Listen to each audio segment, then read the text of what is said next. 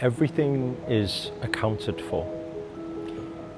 In this lifetime, what we do, what we put out, when it comes to the end of this physical existence for an individual, all the accumulation of all the good and all the bad, all the positive and negative, everything will be accounted for.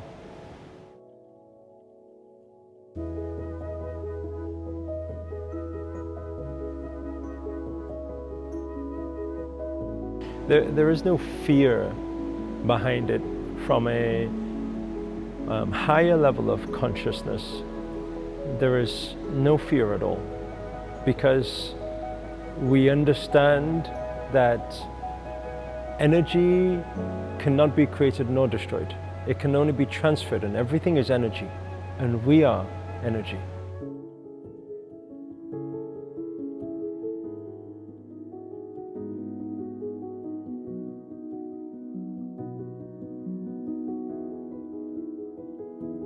It's very normal as human beings having human needs and human attachment, emotional attachment, a sense of belonging and a sense of ownership. So when it comes to family and friends and everything, then there is that attachment.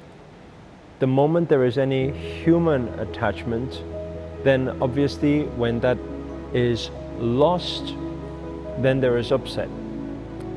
But if we take our consciousness up to a higher level, we come to the understanding that energy never dies. So spirit, soul will continue to move on.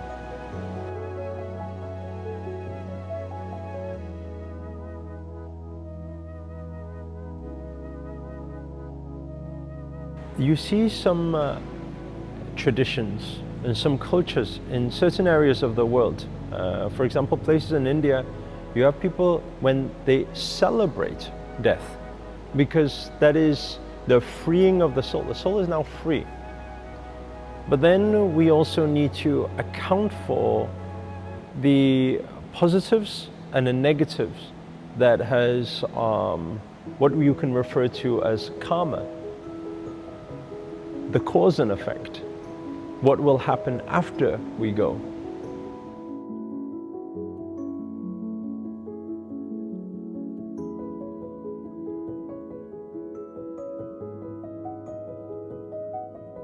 We can't just look at everything like if somebody did bad, then that's really, really bad. If somebody did good, then that's really, really good. It's not just one-dimensional, because we are multi-dimensional beings.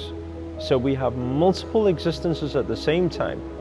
So it could be a case that here is bad, but another dimension it's good. So everything is accounted for. And not just as individual, we are one collective. So there is the accumulation of how everybody else is praying for you, is cheering you on, is for you, is against you.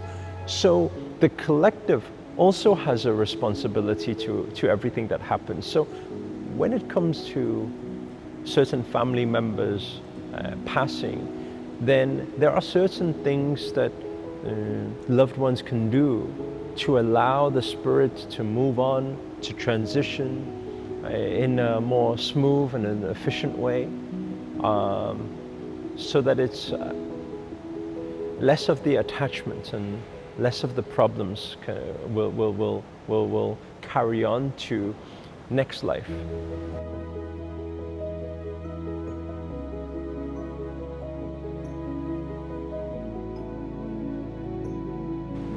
Karma you can look at like memory.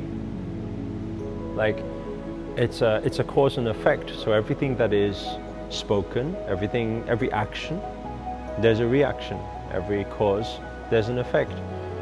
It's just memory. It's like taking accountability, accounting for everything that has been done.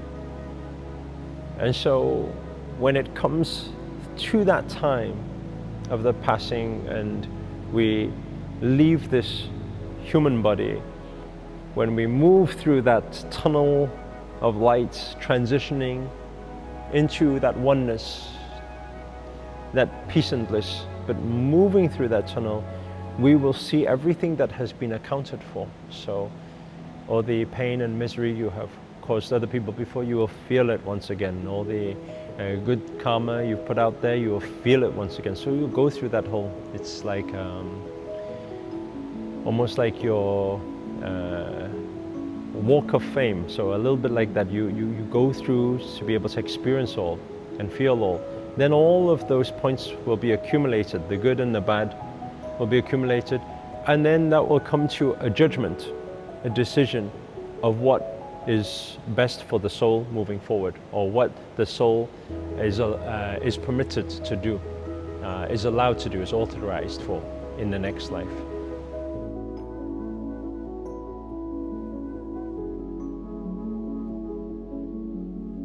We cannot be overthinking things that one has done wrong.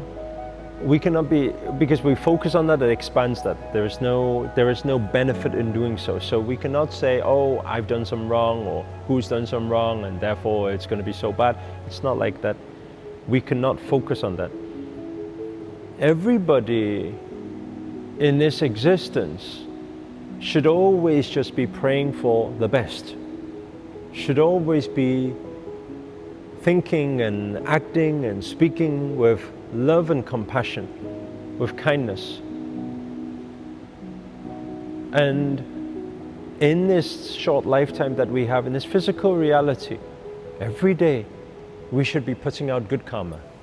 Every day we should be helping people. Every day we should be in service. And the more good karma we put out there, then this all accumulates on the system.